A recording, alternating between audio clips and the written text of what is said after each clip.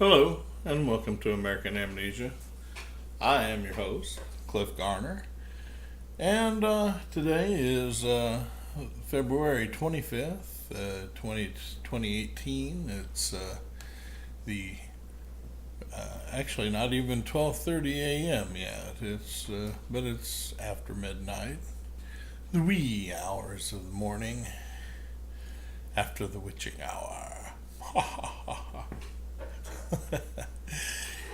There's been quite a bit going on in news. One of the main things is that finally, the Democrats have released their so-called memo. I will be examining that along with the two from the Republicans. First of all, with the Nunes memo, and then the Senate memo. And then we'll also look at all three of them, kind of a conjunction, but we'll go over them pretty thoroughly. Actually, I think that as they say, the devil is in the details, and let's go through there and maybe cast out a few minor infernal creatures. That said, that is what I have planned for soon. My opinion on the Parkland thing has been modified from actually really a rather open-minded and towards these kids attitude. I started off with really listening to Bombard, and I highly respect Bombard and her analysis, and I think that she really did a very fine job on it. But we're seeing here that a lot of these kids are indeed being turned into AstroTurf, regardless of whether this Hog kid in particular is hard to say what his deal is. That he has come out. He was out in California for one reason or another. I guess his dad worked out there, but that he's kind of insinuated himself into stories before. That he has become this whatever he's becoming. It is clear that his mother is an activist Democrat. That is coming out with all the other information, and of course, the father being the FBI, ex FBI agent, worked in LAX, I guess. All this other nonsense. Yeah, he had a pretty cushy job, but it seems to be that there's some kind of there's something going on there, and it stinks. It really stinks with this Hog kid. The others, there's three of them that kind of came out in particular. The one that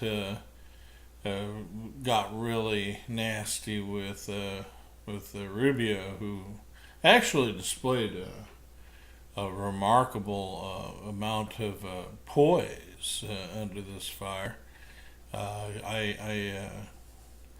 I've regarded him pretty well over the years. Actually, not too many years. He hasn't been around that long, but he made a decent impression on me early on, and I think he did a pretty good job of dealing with this very nasty and contrived situation that CNN put forth. And they should be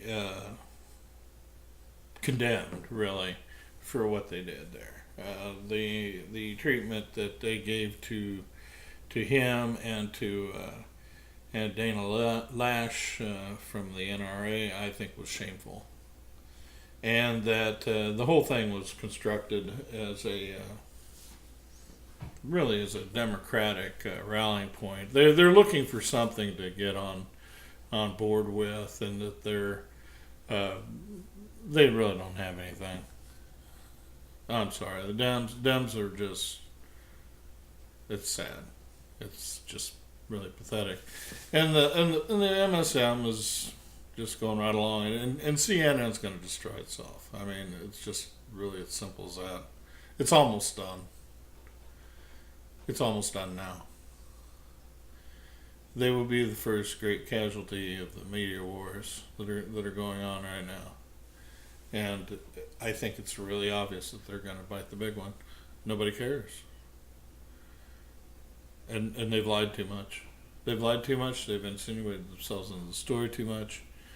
And they've become really nothing but propaganda. And that's what I'm going to deal with today. Before I get there, though, I do want to talk about a couple other things real quickly. But this whole thing at Parkland, they're censoring very hard on any dispute on the issue. I have been actually penalized by Facebook, which is really where most of my posting has been over the years. I got into that mostly because of my students in Turkey. It was easier to deal with them there. I tried to go to YouTube, and I don't think I really understood it as well. I had my page on American Amnesia on YouTube, and I'd put it on there, and I ran a few episodes, and then it just kind of petered out. I just didn't. I don't know. It was a time thing partly, but I also had it on Facebook, and it kind of was always a secondary page. I tried to move my political postings over, but it just didn't work. It's just too easy to post everything on one place, so that's what I did. And I got rebuked by Facebook a couple times because Snopes says this, so I don't care what Snopes says. Snopes has discredited itself, and so has AP, and it was another one that they threw at me. And there was a third. It was over something else. It was really petty, and quite frankly, I think that the people who called for Facebook to be the first big online social media to fall are probably right. It would be my guess that with the way it's kind of been, it's been kind of bloated, really, and the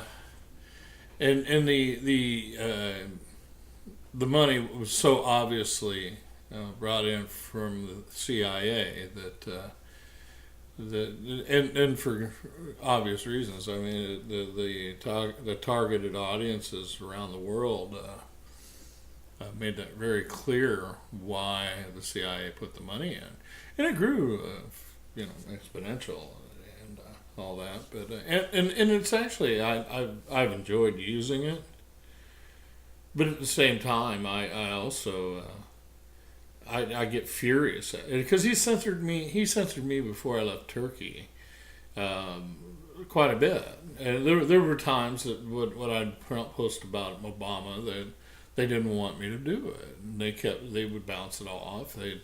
The people complained about it, all kinds of silliness, and it really wasn't that it was so offensive. It was just that it went against the narrative that they wanted to have people swallow over here. And I was living over there, and I was watching what was going on very intently. I mean, I was literally seeing the thing in Benghazi go down, and I was hearing people talking about arms moving into not just Syria but also into Turkey. They were going into Iskenderun, and they were given to the ISIS guys who were being put across the border, and that would be in Antakya, the ancient Antioch, right? And what was that? Gaziantep, which is a large city in the east. It's near. It's kind of almost between Iraq and Syria, and then also in Urfa, Şanlıurfa, which is ancient Odessa. One of my favorite places to go.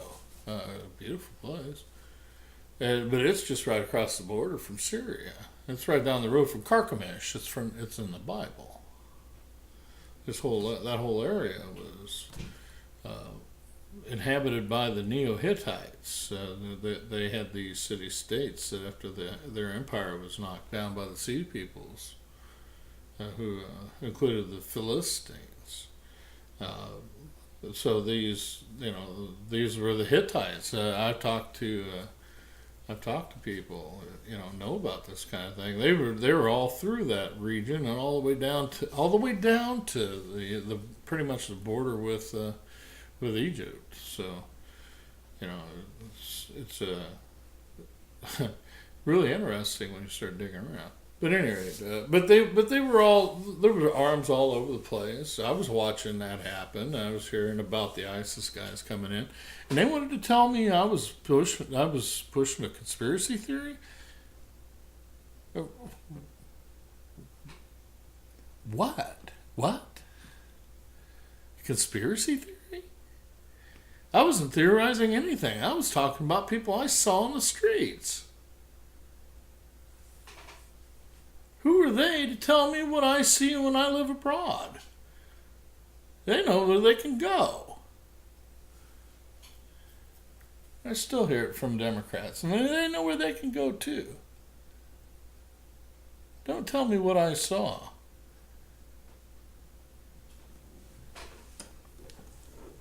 So at any rate,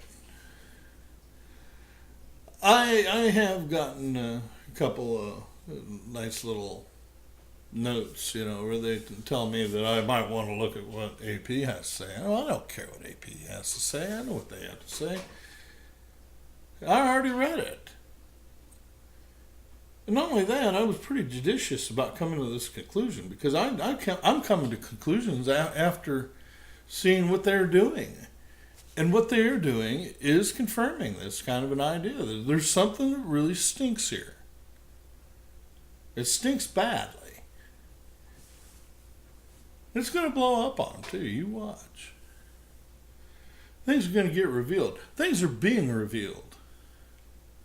That which they hold in secret and in the darkness is being shouted down from the rooftops. And it is. And people stuff their ears. They don't want to hear it. Well, guess what? Snorflake. Wake up. You can only hide so long.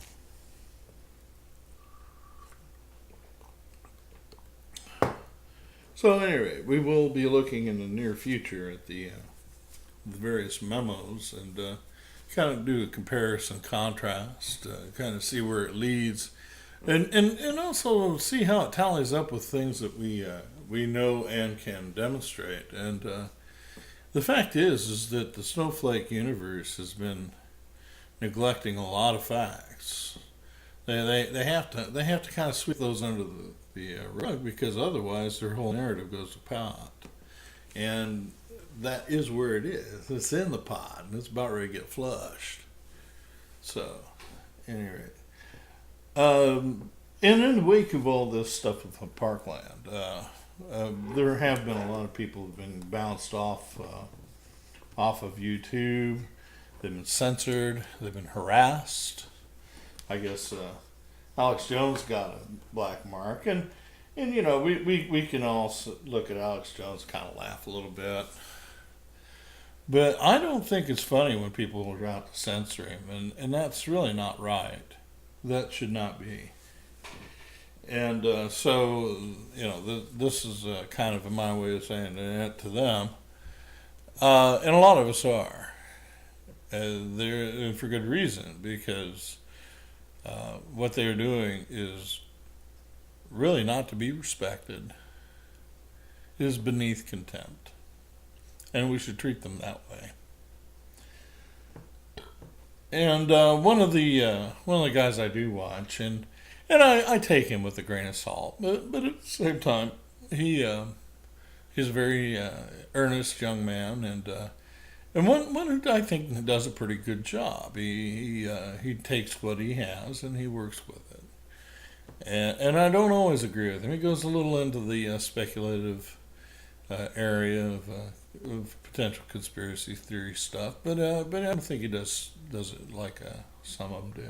I think he's better, and he's called Anti-School, and I think he's done a very good job. I commend him, and he has been yanked off of his main page on YouTube.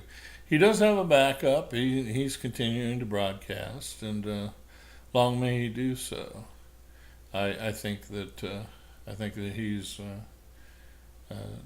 actually very good at what he does, and I like him. Now I don't always agree with him, and I don't expect that out of anybody. I don't have to agree with somebody to like them. But I'm damn well not going to put up with snowflake nonsense. This upholding of what they think that they're not. See, they think they're cool rebels, and they're not cool rebels anymore. They haven't been cool rebels for years. It's been the establishment position. It has been. Matter of fact, it's been that since the late 70s. So, the cool rebel isn't that. It hasn't been for a long time. I was saying that about Springsteen when he came out. You really had to go to the punks to find the real rebels. I know those people. They're big corporate babies, and they were pushing the corporate mantras. Really look at it. To stand back a little bit further. I tell my students, a lot of times if you can't understand why you do have these contradictory facts, right? Stand back a bit. Maybe it isn't that this is some kind of a case of you're holding two facts that are contradictory. That's not necessarily the case, especially if they're not directly related. It just might be a perspective thing, in which you stand back a little bit further and you catch it from a different angle, and you might see a little better.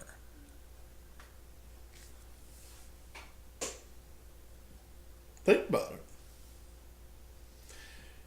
And I think that's the case a lot of times. That's why a lot of people really fail to understand what's going on. It's a case of myopia. And with the propaganda that's been given to us over the years, yeah, I understand why people have become myopic. They don't see any better. They got all this stuff right in their face, and it tends to blur everything else out. Now, one of the things that Andy School is doing is he's starting a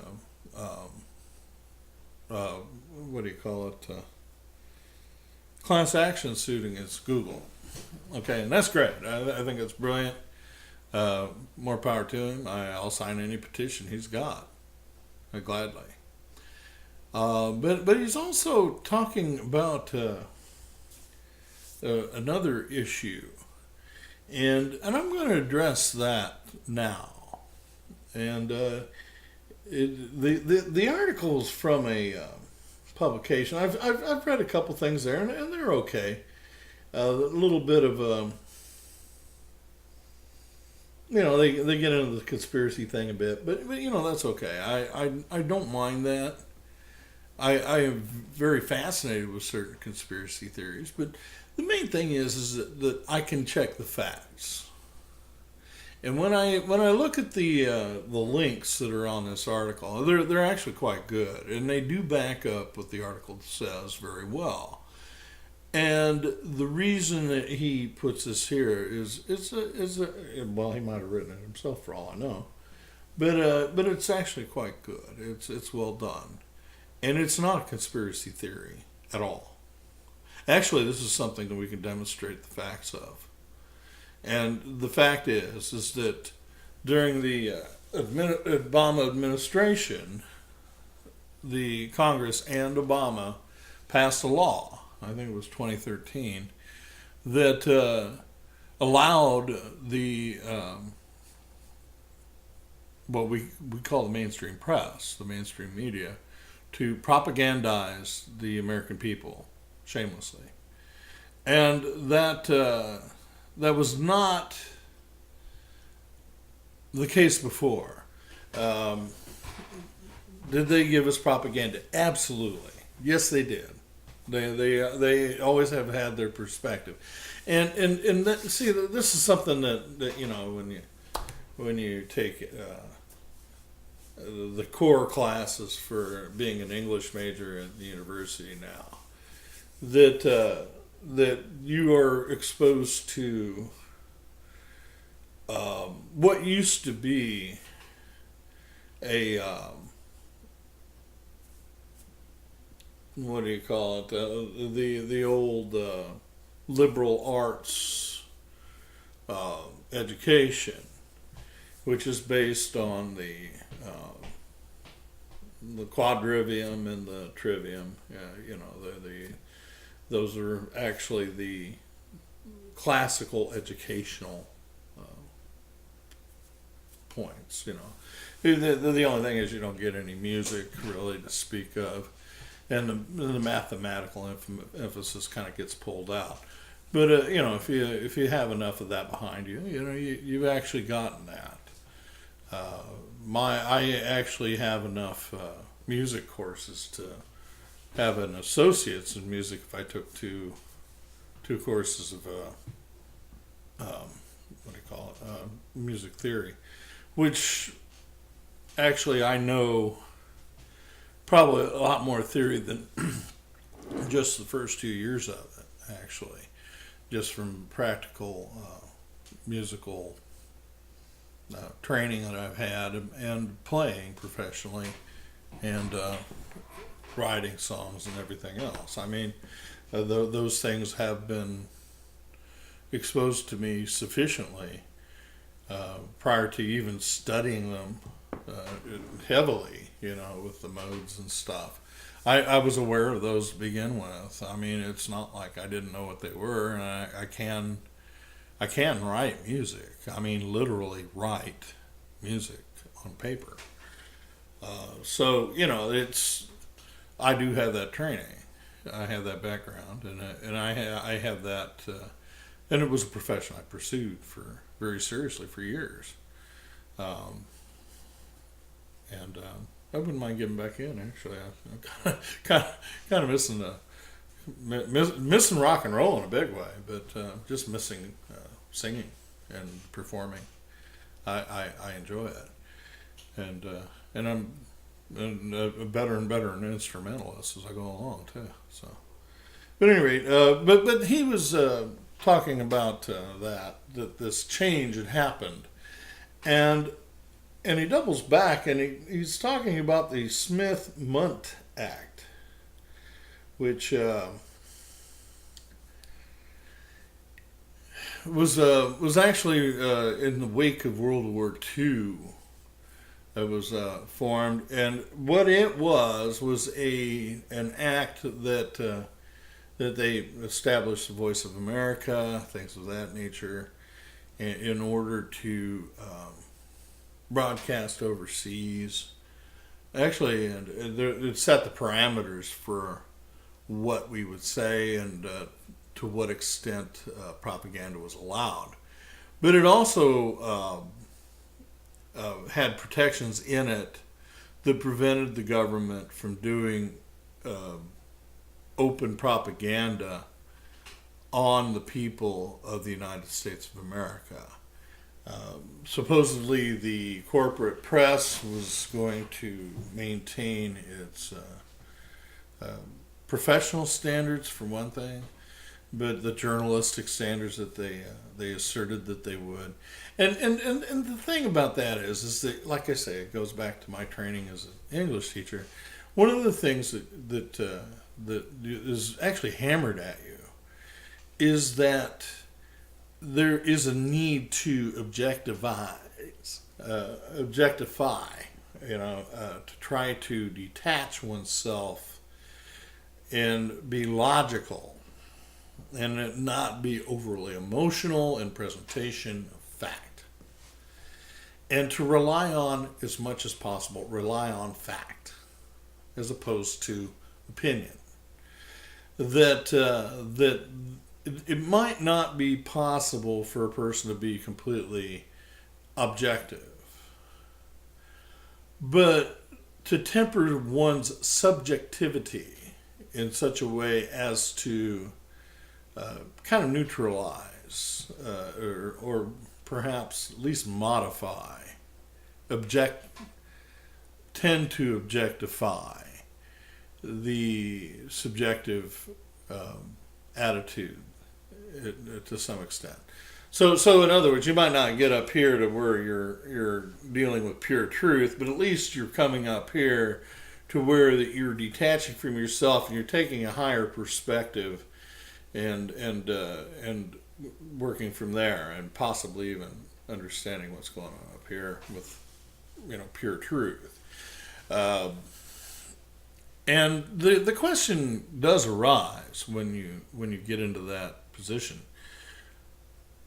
Is it even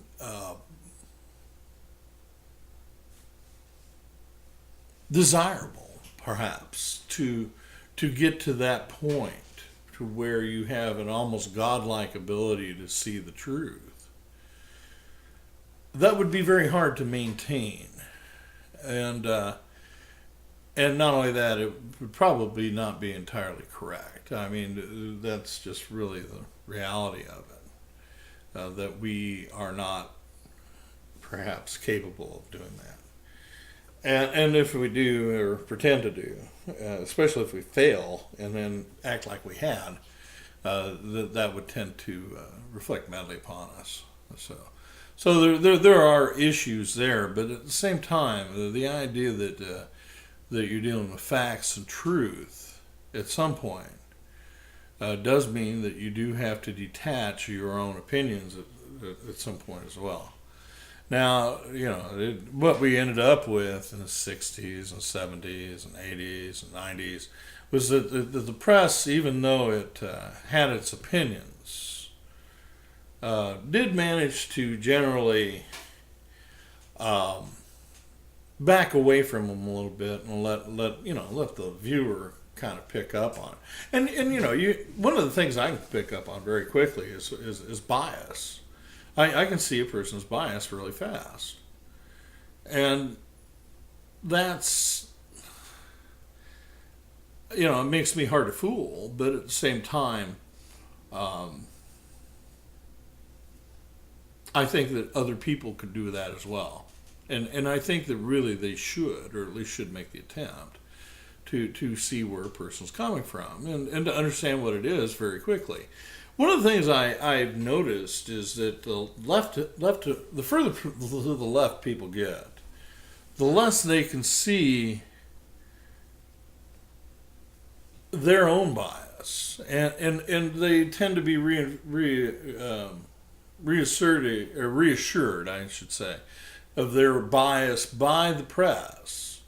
And this is something that I think that in the 90s, when we had Fox News come out, really did a lot to rectify. Because then you were at least getting an outward bias that was being announced And we could see it very clearly, especially in the pundits, not so much in the news people, but in the pundits, you really saw it very clearly. News people were still thinking that they were objective. They're not. They're not at all. But at the same time, with certain approaches by some of them, it's a little more tolerable at least. And it was kind of getting out of control about the time that Fox came around. Really, during the Reagan years, the press's biases were so blatant that it was really pretty sick. And it was angering. It really was. I was a lefty, and I ended up becoming, because I dropped socialism somewhere along the line. I don't even remember when I quit buying into it entirely. Probably somewhere in 86 or something. I don't know, something like that. 85. I probably got into business. As it was, there was I was an anarchist, and when I let go of socialism, I'm really not sure when I did. I just know that I found myself more of a libertarian all of a sudden. It was just like I just went right through, and my problem with socialism arose from the whole centralization that is a tendency for socialism, and it contradicts so hard with the idea of being anti-state or anti-statist.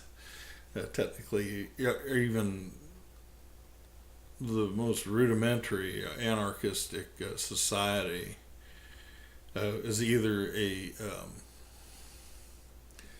mental image and a construct that will never exist in real life, or if it is a pragmatic kind of entity, I suppose, then it would be actually a lessening of the state and maybe a decentralization at best. And I think that that's where it really goes. It's more of a theoretical belief anyway, in which actually the entity claiming personhood, which would be a human being as a general rule, would have to assume responsibility for themselves and for their own actions. That's ultimately what it comes down to. And that notion, I think that when you listen to Chomsky, he does a rather interesting job of explaining it when he bothers. Generally speaking, he doesn't. He's usually just critical of the U.S. But at any rate, I digress. Let's go back to the article here. It's called, Remember, Government Propaganda was legalized to be used against the American people years ago.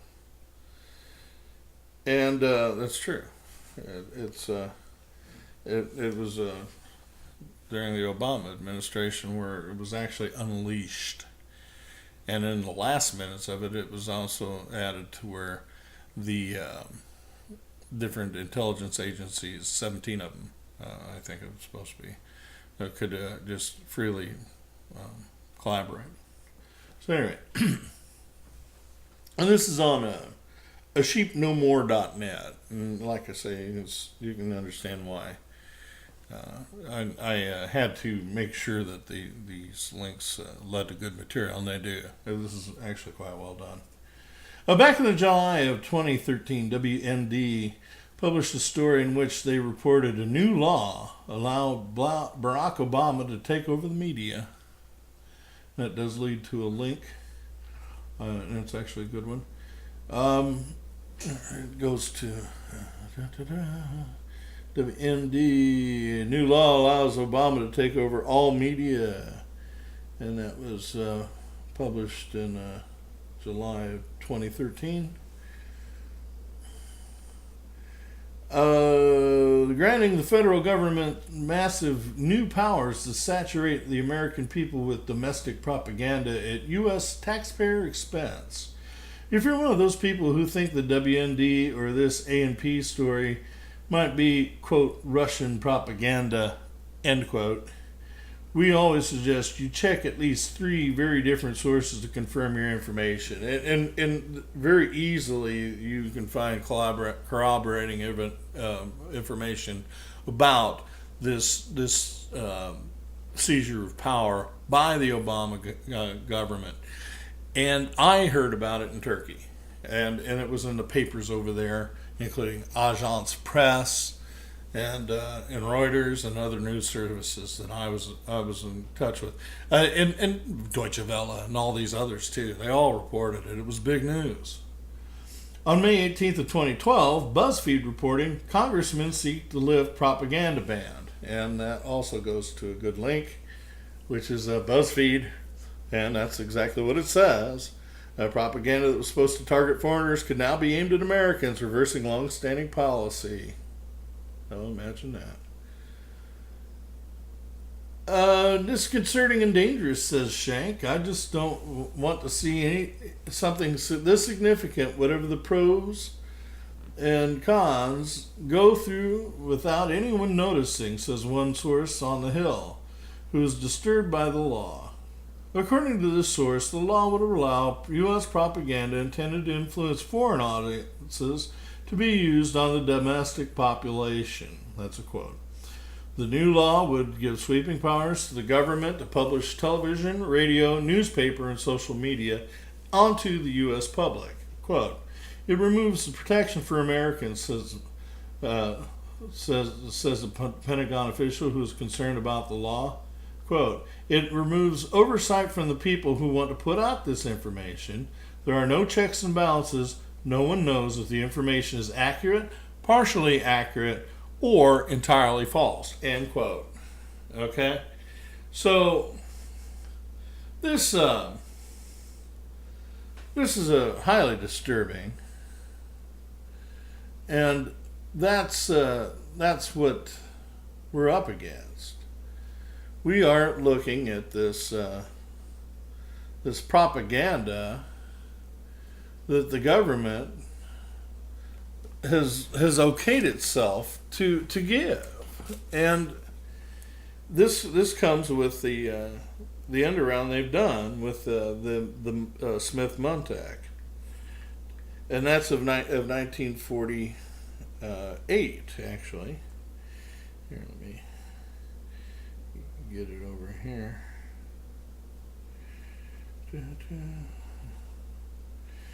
And this is from December 11th, 2016, of the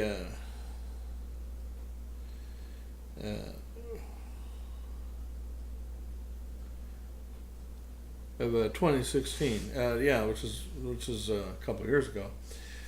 Let's see. On the 14th of July, the 2013 Foreign Policy, right, the magazine, reported U.S. repeals propaganda ban, U.S. repeals propaganda ban, spreads government-made news to Americans. Okay, and you have to keep in mind what was going on with Obama. Obama had an NBC working out of the White House.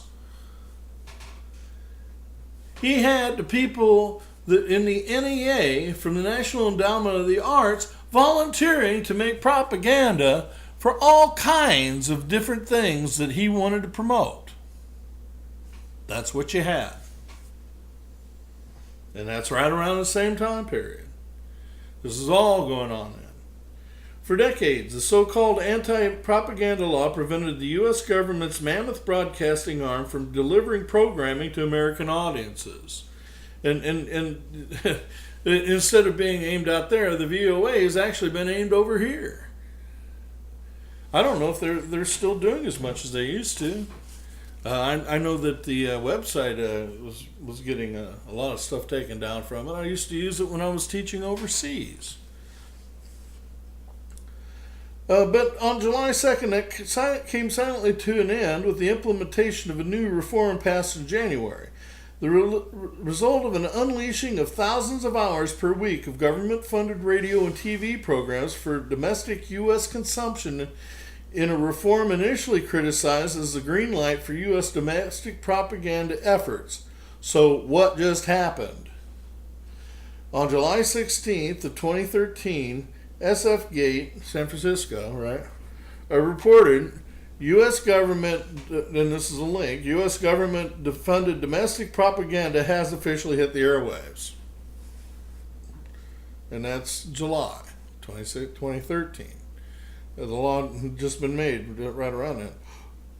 The U.S. government's mammoth broadcasting arm has begun the unleashing of thousands of hours per week of government-funded radio and TV programs for domestic U.S. consumption, John Hudson of Foreign Policy reported on Sunday. The content arrives with the enactment of the Smith-Mundt Modernization Act of 2012, sponsored by Representative Mac Thornberry, Republican of Texas, and Representative Adam Smith, Democrat of Washington, which was inserted into the 2013 National Defense Authorization Act, the NDAA. The reform effectively nullifies the Smith-Mundt Act of 1948, which was amended in 1985 specifically to prohibit U.S. organizations from using information to influence, and this is a quote, to influence public opinion in the United States, end quote. Let me repeat that.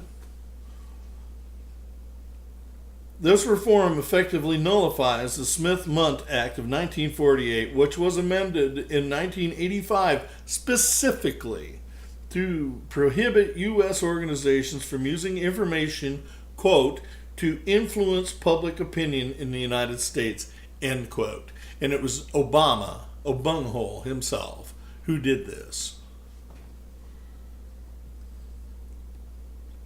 So, it continues. While Hillary Clinton is busy lamenting over fake news winning the election for Donald Trump, and Obama cries Russian propaganda into his Cheerios, while the CIA declares the Russians hacked the election, it's great to see Donald Trump ripping up those who are really pushing the fake news as the 2016 election saw Americans awaken en masse, as we see and hear the first video below, an excellent new video going viral. We suggest everybody watch.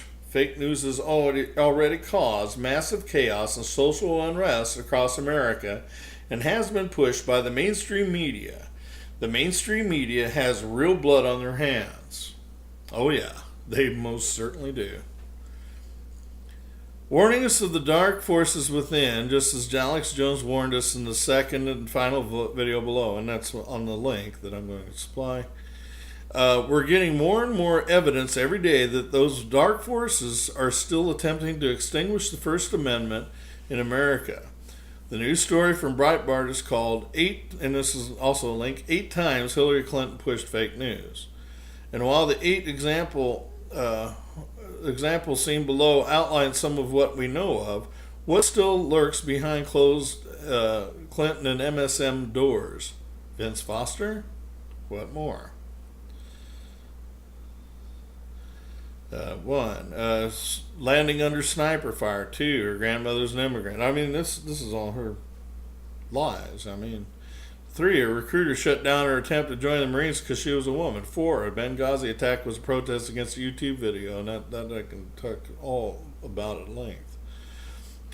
5, she was never sent or received classified email on her homebrew email server. 6, Russia was behind WikiLeaks' release of John Podesta's emails. 7, she's a sweet grandma. 8, the stranger just happened to find her in public.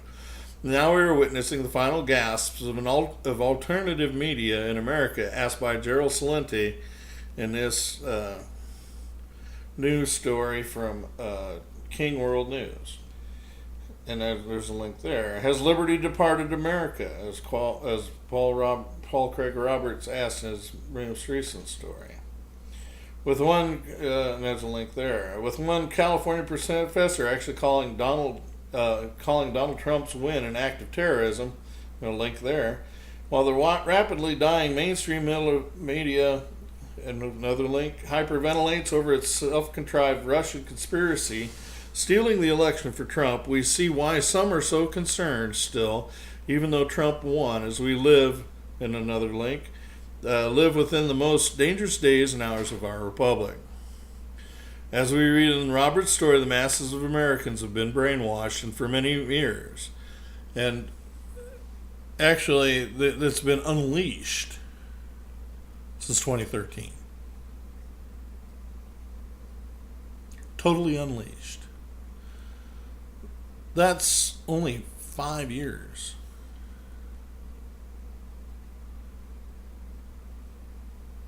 It was bad before. Obama made it worse because they capitulated their job as watchdog.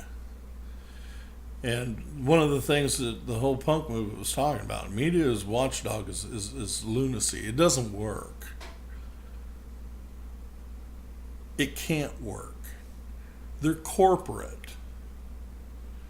That means that they have certain monies that they probably pass to certain people in the government. Now, we decried that back then. They haven't changed in the least. What happened, though, is that the old hippies, they sold out first, but yeah, the punks sold out next. They bought us. Not all of us, but they bought the movement. Turned it into a fashion thing. What a travesty. That element was there, and it was ready to be bought out. But the thing is that we knew it was garbage. We knew that they were telling us garbage when they said it. And we rebelled, and they shot some of our friends. And it didn't go any further. That's why it became street fighting.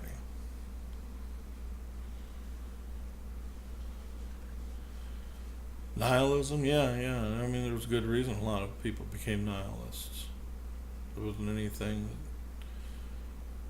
that they could latch on to hope for. Lost a lot of friends. You know, there was no hope. And it's not gotten any better. It hasn't. As we read in Robert's story, the masses of American people have been brainwashed, and for many years. Shall they be irredeemably so? If so, all bets are off for the future of humanity. To close, from Paul Craig Roberts, the CIA's success in controlling public perception of what our founding fathers would have regarded as suspicious events involving the government enables those in power positions within government to orchestrate events that serve hidden agendas. Let me repeat that. We're supposed to trust the CIA? Really, Snowflake? You sure about that? You sure about that?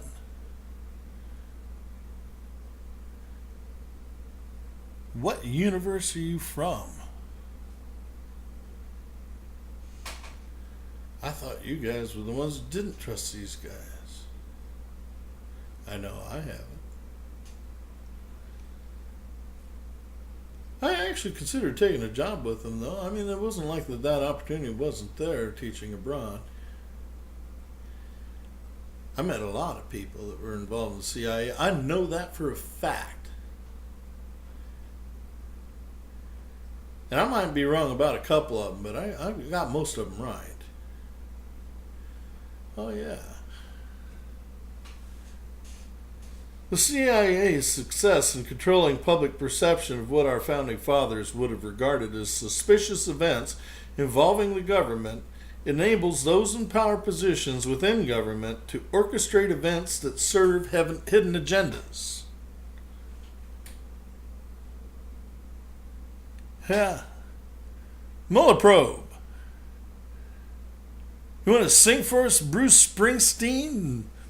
Robert Miller's coming to town? Huh?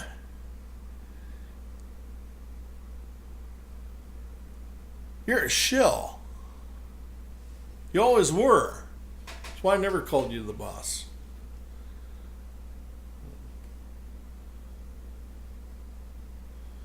The events of September 11th created the new paradigm of endless war on behalf of a Washington-dominated world. See, that's the thing. That's that whole new world order. The one that Papa Bush was talking about in the first place. And really that Bill Clinton was working towards also. They both wanted that new world order. They were going to profit by it.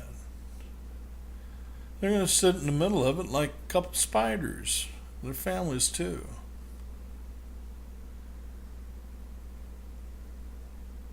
You wonder why you all of a sudden decided you like the Bushes? Hey, Snowflake. Think about that one. That should bother you a little bit.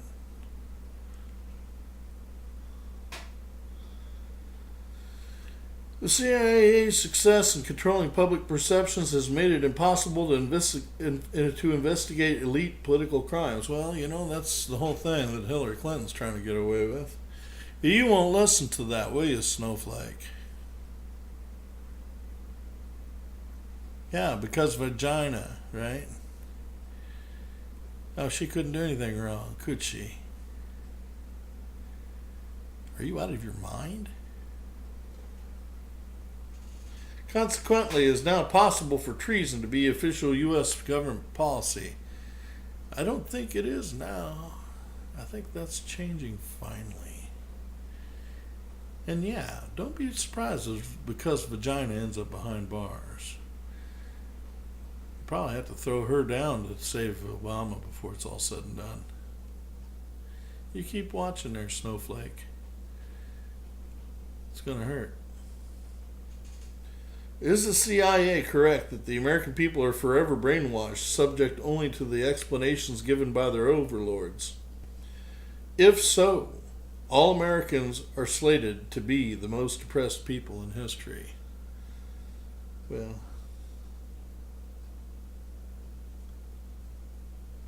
not if I could help it. There's a lot of us that say the same thing. We're stopping you. That's why this is a revolution.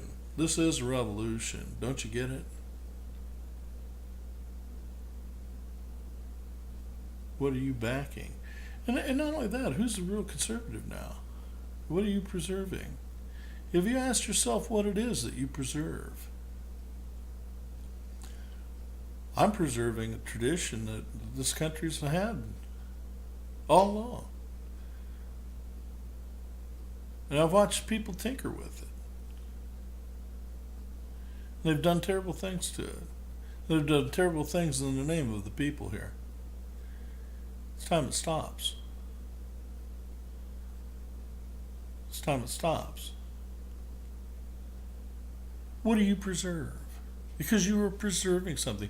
You want the status quo that we're talking about changing. What is it that you are preserving? You need to ask yourself that question because the shoe is on the other foot. You're not the old cool rebels. You're preserving an order that probably doesn't belong. And it is probably not worth preserving. Look at it. Look long and hard at it and search your heart and search your mind. Search your soul if you have one still.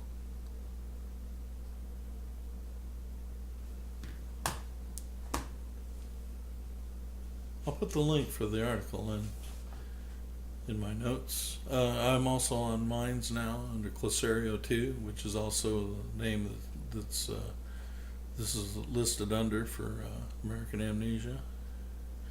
And I will talk to you next time.